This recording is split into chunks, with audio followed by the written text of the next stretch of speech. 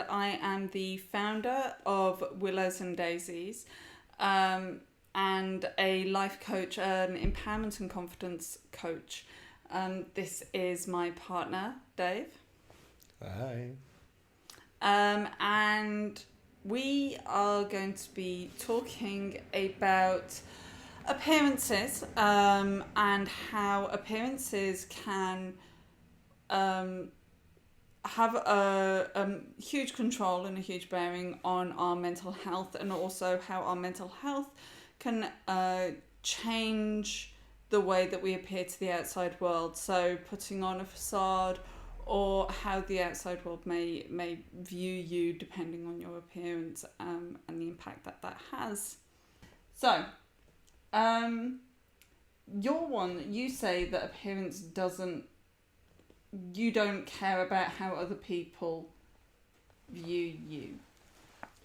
Or that's something that you've said in the past, that you don't care about how other people view you. I think it depends on how comfortable I am.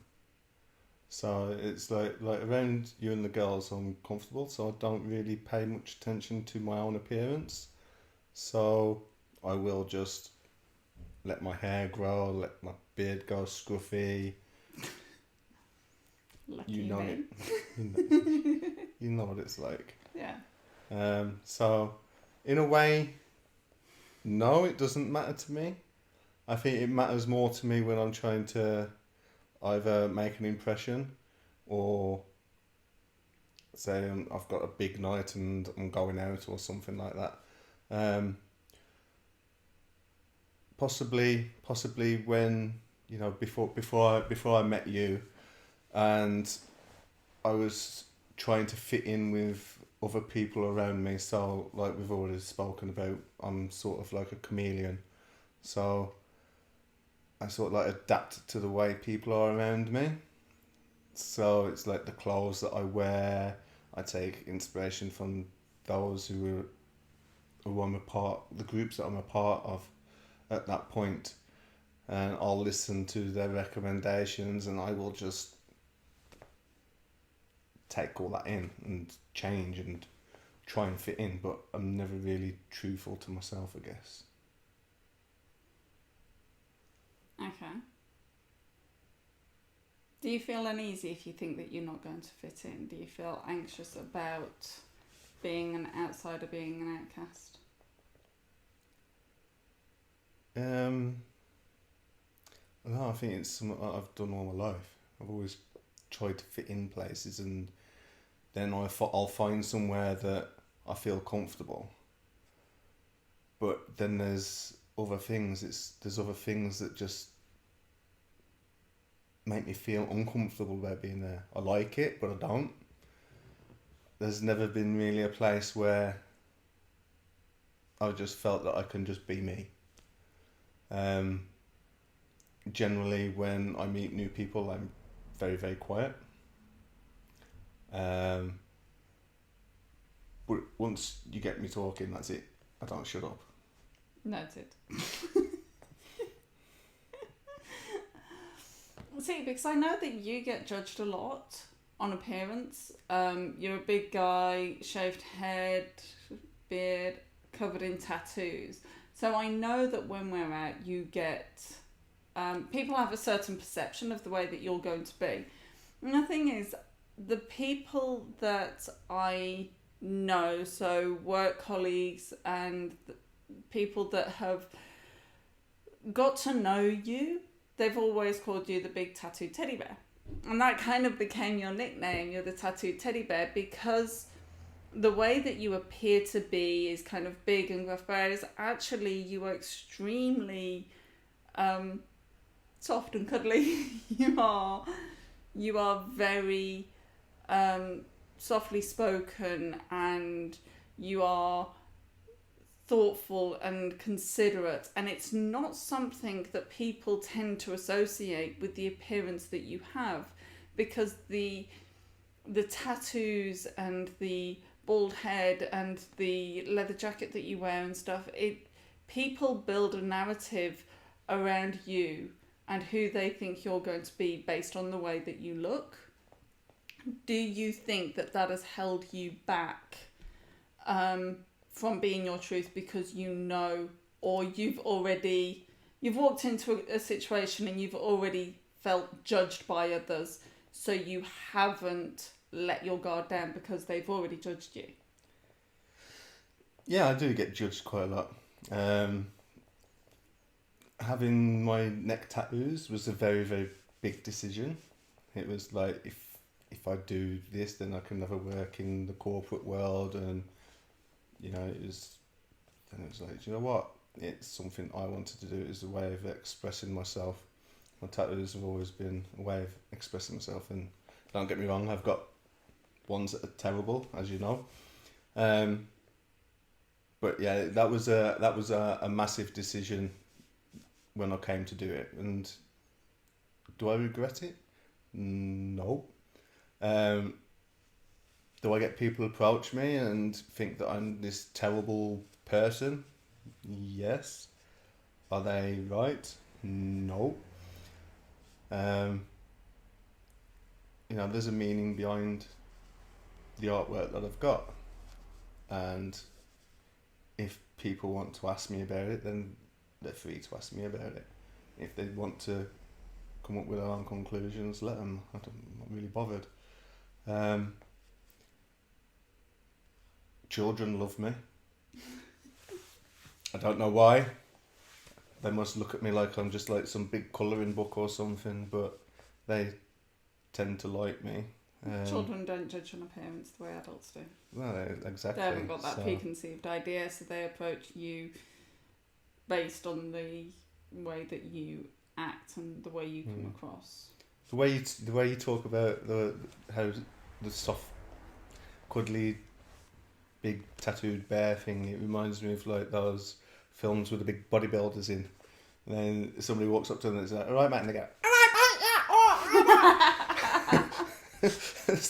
It's like, yeah, it's I know it's comedy, it's like a comedy sketch, but in a way, I suppose it's the same sort of thing, isn't it? It's like you walk up to them expecting this big gruff guy, like Hulk Hogan and etc. The way they come across in the wrestling and stuff, but no, I'm just me, and I've always been told that I'm quite softly spoken, but I think that's probably because I'm just so laid back. I don't tend to judge others by their appearance or the way they are, if anything, I think the world of everybody, and I'll do anything for anybody. It's probably not a great trait because people do take for granted my kindness. So, but yeah. What about you? What do you think about appearance?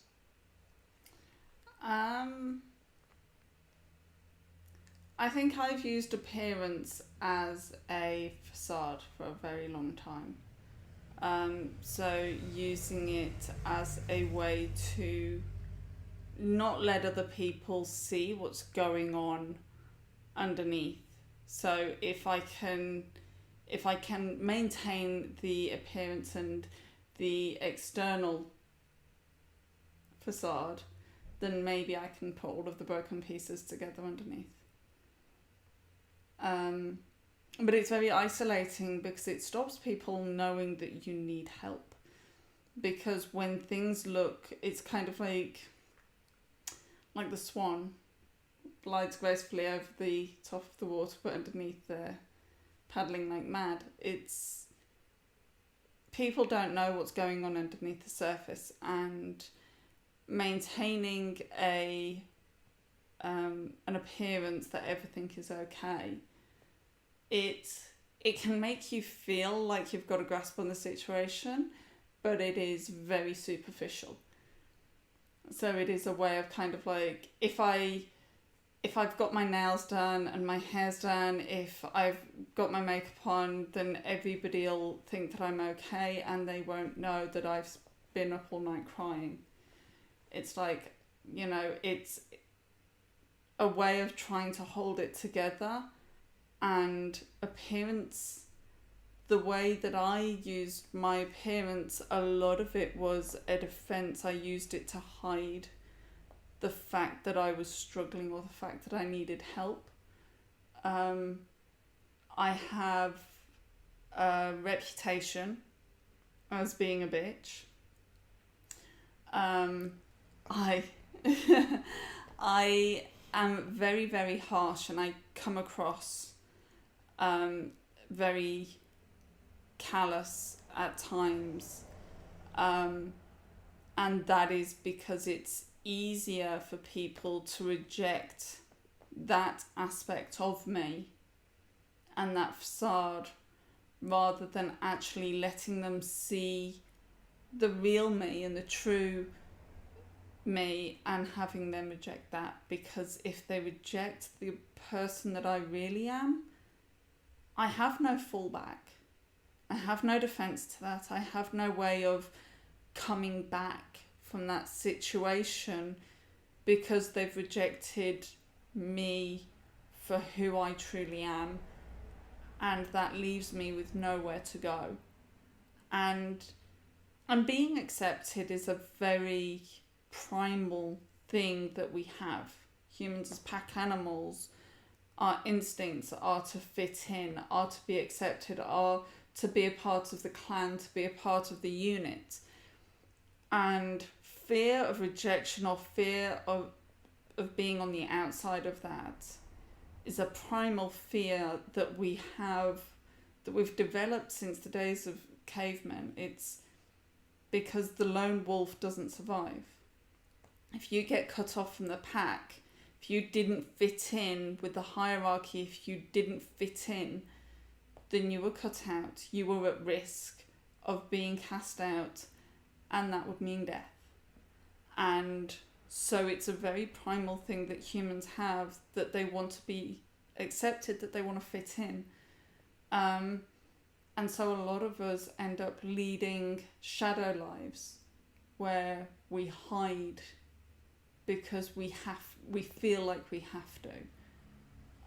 You think that's the same when it's like you need to stand out for your mate? Kind of, yes. It's like peacocking. Yes, but if you are not part of the clan, if you are not part of a group, if you are not accepted by society to some degree, then no mate would accept you anyway. As part of you had to be within a group, so you had to be within a clan. The lone wolf never had a mate. That was it. Their thingy would die off. So they wouldn't, a mate wouldn't go with them. So you had to be part of the group. You had to be part of the clan. So and then it's kind of like, then you have to shine to attract a mate, but not to the extent that you are going to overthrow or knock the hierarchy out of sequence. It's kind of like there's a fine tune, and we all play this kind of like role. But it's like, you know, going back to when we met, we were friends for a long time before we actually got together, and you was my wingman for a time. and I would get people, I would get girls flirting around me, but I was just oblivious to the fact, because I just wasn't tuned into that aspect of things, and it was like I wasn't looking reality wise. I wasn't. Well, no, I was just oblivious to it. So, you were very oblivious to a lot. Even when I told you, even when I pointed them out to you, and you were absolutely oblivious. That was yeah, but you're pretty difficult to be a wingman for. It's almost like you were kind of like determined not to have anybody yourself. It was kind of like, well, it worked out well for you.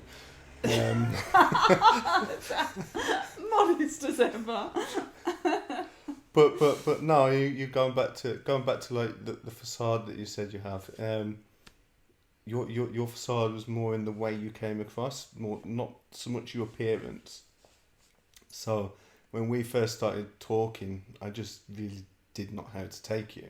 Mm-hmm. I didn't know how to take you. So you'd come across and you'd have this jokey sort of way of putting things across, but it was also very demeaning, if that's the right word. That's because of the way that I'd actually grown up, and the understanding of love that I'd actually grown up with. So it was kind of like the experience of how to express love that I had witnessed from my father and then from my ex-husband. So for many, many, many years, the only way of expressing or having love expressed was in a demeaning manner. So it was always one of those things that my father was always very derogatory about my mother, and he would always insult her.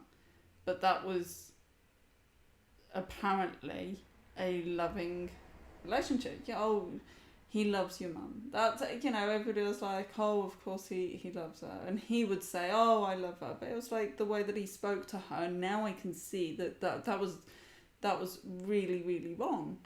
But to me, the insults and the put downs and those remarks, and then it was the way that my sisters and I started to communicate with each other as well. And then it developed, and then I didn't have another form of communicating with people. I didn't know there was another way. I ended up in a relationship, in a marriage, where I was insulted, I was put down. I was told that I was damaged goods. I was told that I was ruined. I was told that you can't polish a turd, that I looked cheap. I looked like a poor man's Holly Willoughby when I went blonde. It was kind of like, it was all of those things, these insults and these remarks that were made, but I was told that the person that made these remarks loved me. So it was this whole, it's a very twisted perception and a very twisted way of communicating. And that comes from the fact that I never knew. So even though you're insecure about the things you decide to do for yourself. Yes. So like going having your nails done, you're always looking to me for approval. Yes. Whereas I'm just like, do you like? Yeah. And if you like them, then that's fine. It's not. There's still a lot of work that I'm actually doing on myself. Yeah, I still ask you for permission if I can go for a shower. I mean, that's many years. That was a 10-year relationship that I had to ask permission to do these certain things, that I had to have permission on the colour of nails that I could have. It's like, I don't have black nails anymore because I was permitted, I was given permission to have, I was allowed black nails, or I was allowed white nails, white French manicure, square white tip. That was it. Nothing else. Those are the things, and those are two designs for nails that I won't have anymore because it just doesn't feel right. So going back to when we was friends and you dyed your hair red. Yes. What was the reasoning behind dyeing your hair red? I'd never had red hair. Is that the truth? Yeah, that's the truth. I'd never had red hair, and I think there was a conversation that we had, and you came, we were talking, and you were saying about how you like redheads. And then we were talking, and you said that you thought I would look good as a redhead because of my complexion and my eye colour. You're like, you'd look really good as a redhead. It'd suit you. You could get away with being a redhead. And it did. It did look nice. Yeah, but it was bloody hard work. I like looking good, but I can't be bothered with the amount of effort effort. So it's kind of like I'm not high maintenance, kind of in a putting lots of effort into dyeing my hair kind of way. I'm very, very glad and I'm very, very lucky I don't have any grey hairs, because I don't know if I can be bothered to dye my hair when I do start getting grey hairs. Are you trying to point these ones out? Oh, yeah. Oh, that's Yeah. okay. We just need to Trying even to point them. my grey hairs out. We just, well, no, because you've sat on the wrong side of the sofa seat. But no, it's just the fact you've only got them on one side of your chin. You just need to grow some on the other side. We all know what this side of my body's like, so Yes. this side of my body just ages quicker than this side. Twice as fast. Got more damage to it. But I think it's just one of those things that I don't have the additional energy, or that's not the kind of thing that I want to put my energy into. I like getting my eyebrows done and my eyelashes tinted and stuff, because getting up in the morning and putting makeup on and putting that effort, I just really can't be bothered. And in actual fact, I think that I would rather do the morning routine. I think I get more from doing my journaling in the morning and writing down my affirmations and stuff in the morning than I do actually putting on eyebrows. And yeah, last night she was asking if she could get rid of my monobrow.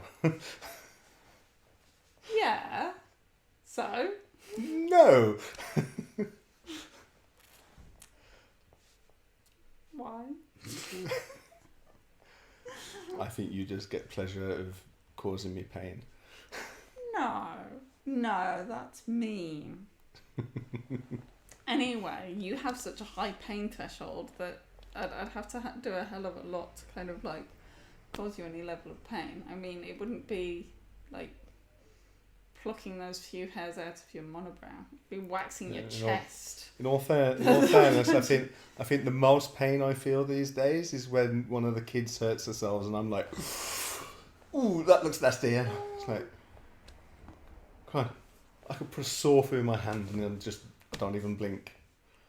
Very true, but please don't do my kids hurt themselves and I'm there going, ooh. It's that panic when you see one of the kids and they fall and kind of like, and they go backwards and you're just like, concussion! And they just kind of like laugh at you and you're just like, ugh. Just aged me 10 years for no point, kid, didn't you? Mm. They're made of pretty sturdy stuff, kids. But yeah. But no, appearance, we've completely gone off subject. We'll go back to appearance. And I'll say, I think because I've never really fitted in anywhere, so any time that I've really paid that much attention to my appearance is when I've been looking for the recognition from somebody else. It's not really been, well, it is kind of for myself, but I suppose it's when I'm in a place of loneliness. And that's when I'll take better care of myself. But when I'm happy, it's just like, you know, there's a saying, isn't there? It's like, oh, somebody who's put on some weight and they think, oh, they're content. And I think that's very true with me. I sort of like, you know, I'm happy. I don't need to put all this work on myself. Do you not think that actually by putting the work on yourself, you're valuing yourself? I don't know, because I always put everybody else before myself. I have done all my life. Yeah, I know, but what I'm wondering is maybe the fact that you don't put this effort and put the work into yourself is because you don't value yourself. You value other people's opinions and you want other people to accept you, but you don't have that value of accepting yourself and doing it from a place of self-love. So it's kind of like, I have a lot of love and respect for my body, and having birthed 4 children and breastfed them, I'm becoming more and more aware of how much I've mistreated and neglected my body. And so I've been pushing and having dairy, even though I know that it's not good for me. I know that it causes me to have skin flare-ups. I know that it makes me lethargic. I know that it's not good. And I kept doing it for many years, and now I'm cutting out dairy because it's better for my body. I'm not doing that for anybody else. I'm doing it because I love and respect my body, and it's kind of like, well, it's done enough for me. Now I'm going to start paying it back. If I, when I do my exercises, I do it because I love my body, and it's kind of, it deserves the care and it deserves to be maintained. If you love your car, you look after your car, you have it cleaned, you have it checked over, you have it maintained. You don't just let it run into the ground. So if you loved yourself more, if you cared for yourself more, wouldn't you put more effort into looking after your body and looking after yourself the way that you would want others that you love to look after themselves? I see where you're coming from. And yeah, maybe that's something that I need to start looking at from a different point of view. But I'd probably say it comes from childhood trauma. Having grown up with the family that I grew up with, the stepmothers and the abusive relationships that I'd gone through. Because I was always on my own. It's always felt like I've always been on my own. So I've never, I don't know how to say it. It's like you help people with abuse. And abuse is probably one of the things that I've experienced most of in my life, from a small child up to a young adult. And the abuse that I have witnessed, I've endured when I was a child, was quite extensive. And it's going to have a knock on my confidence and what I think about myself. It's like, if people liked me, why would they abuse me? They didn't like you. They didn't like the person who I was. No, they didn't like you. They didn't love you. It's that, I did that blog on it, and it hurts to admit and it hurts to say, but a heart that can abuse cannot love, because love and abuse cannot live in the same place. Now, love is the opposite of abuse. Love is respect.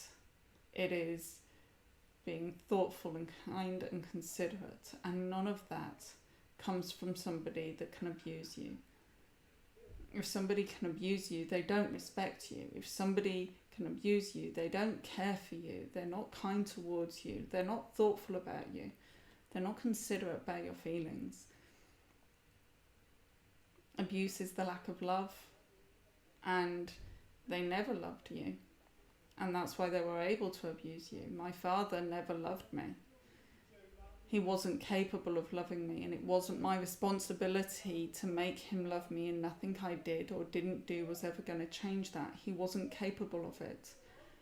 I was never going to be able to make him something that he wasn't. And I freed myself from that responsibility. My ex-husband, the same.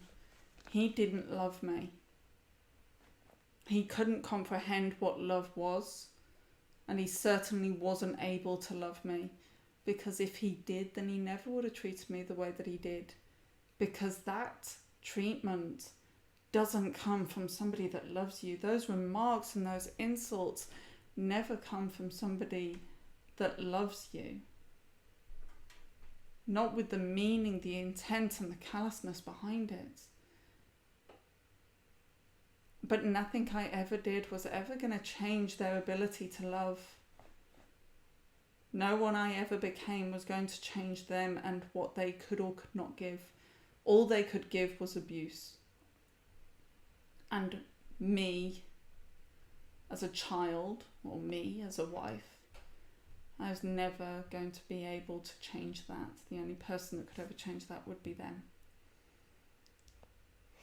I guess if I really thought about it, then the biggest abuser in my life to myself is probably myself,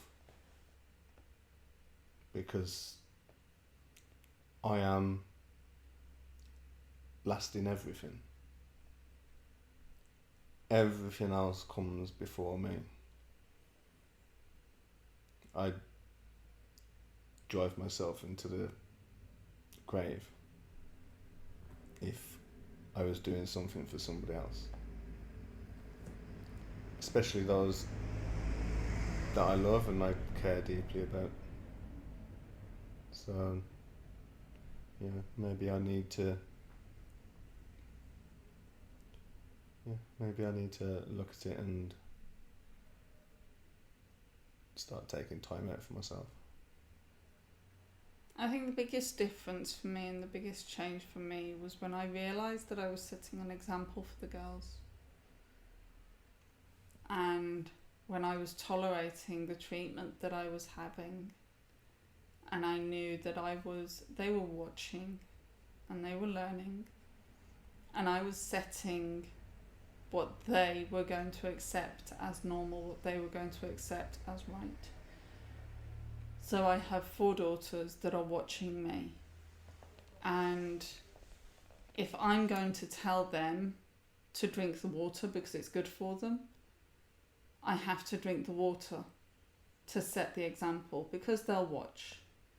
If I'm going to tell my children to eat healthily and make sure they eat their veg, I have to eat healthily and I have to make sure I eat my veg. I can't criticise them for skipping breakfast if that is all I ever do. I have to lead by example, and if there is a level of treatment that I want my children to give themselves, if there is a level of care and love that I want my children to give themselves, then I have to lead the way and I have to show them how to do that for themselves, because I'm setting the example. I guess it also comes to the point where it's like, I'm no good to anybody else unless you look after yourself. Because I'm not going to be there to do all that good stuff for them. So yeah, it's like when I had the suspected heart attack, it was scary. And it puts things into perspective. But going back, it's like, we've been together not now 6 years. But I've changed a lot in that 6 years. There's still lots to change, I know, but it's like the way I speak up for myself, the way I stick up for myself.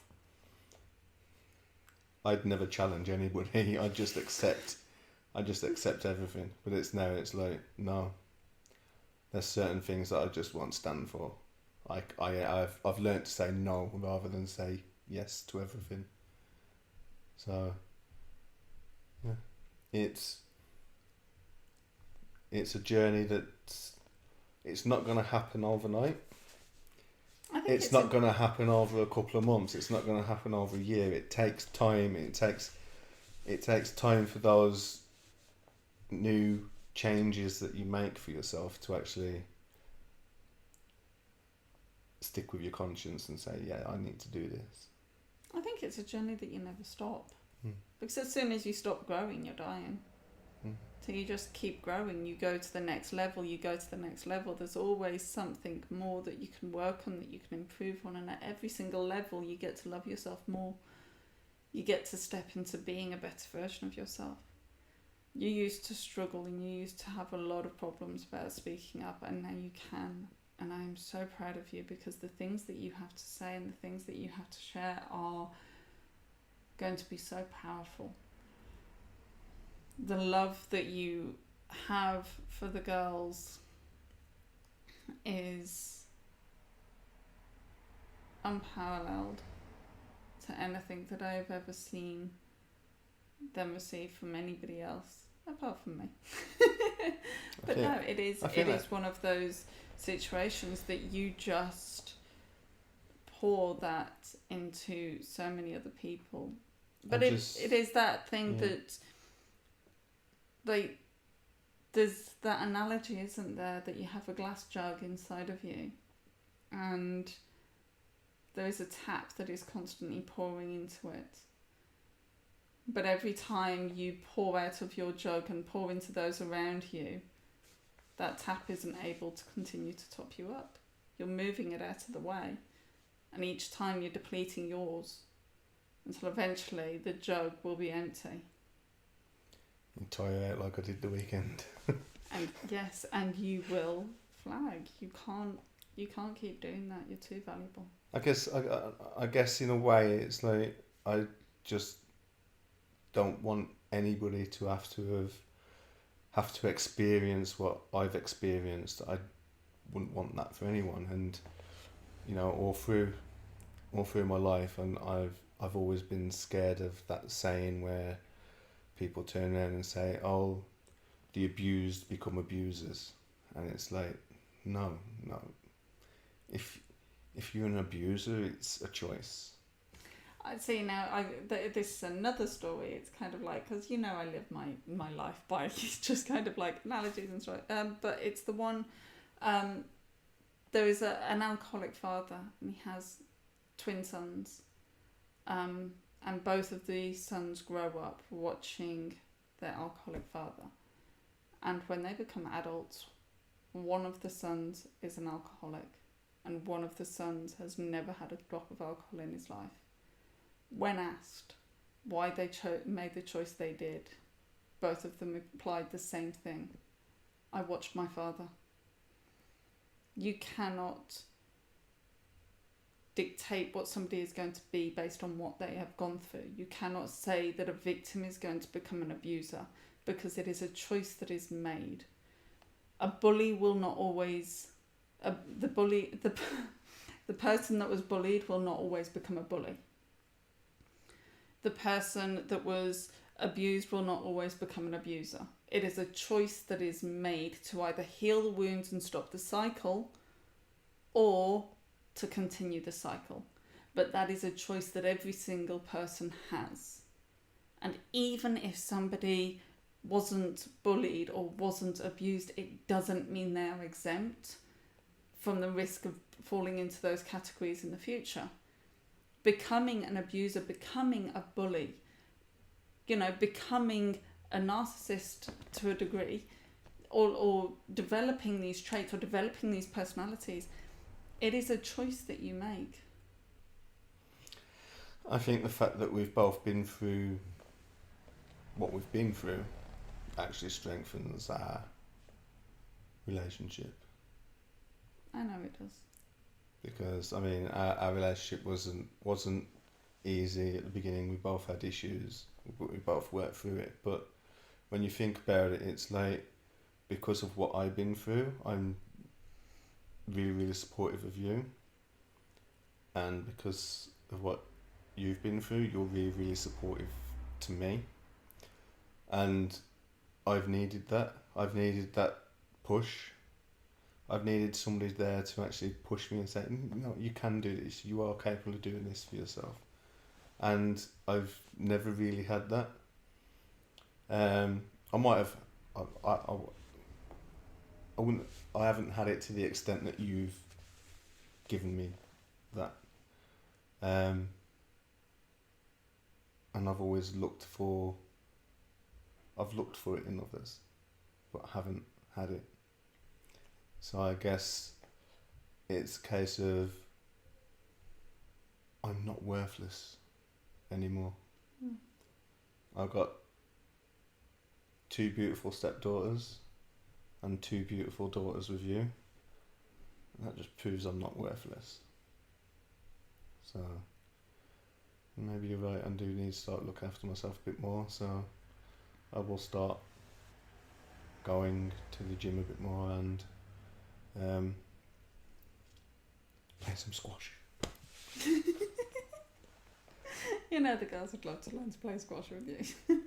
It's not really going to be much exercise. Yeah, so if I play squash with the girls, I'm not going to get much exercise. Good, because he's Probably better off playing tennis, so I can go and fetch the ball fetch the balls constantly. all the time. Yeah. There you go, that's an idea. Oh, but no, you are certainly not worthless. You are the best man that I've ever met.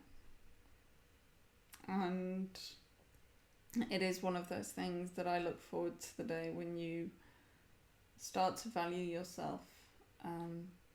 Because I think it's important for the girls to not only see me looking after myself, to be able to step into that position themselves.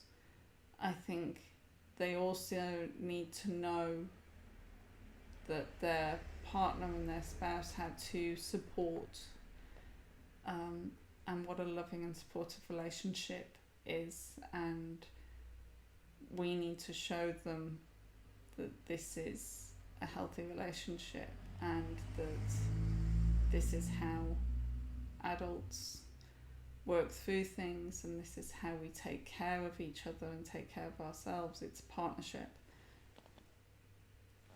that we're on this journey together, whether it's for our health or whether it's in our businesses or whether it's in our parenting. We're in this all as a partnership. Mm-hmm. I love you. I love you too.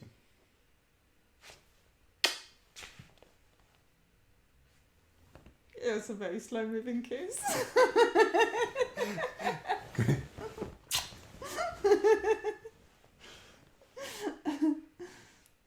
Okay, so that was great fun for us.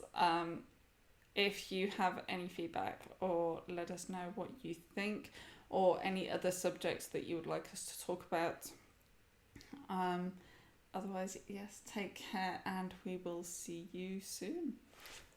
I think Lou would actually love to have somebody else to talk to rather than just me. So if but I'm not going to hold your hand and give you a kiss at the end. No. So if you would like to come and sit here and have a discussion with Lou, then I'm pretty sure she'd be more than welcoming, wouldn't you? Yes, I'll quite happily chat away with anybody. I think there's so many stories out there and so many people that have their own perspectives and views on things, and so everybody's got a story worth telling. Yes. Okay. Did we really tell a story, or did we just chat? Well, we kind of started on appearance and then went off on an entire tangent and then gobble.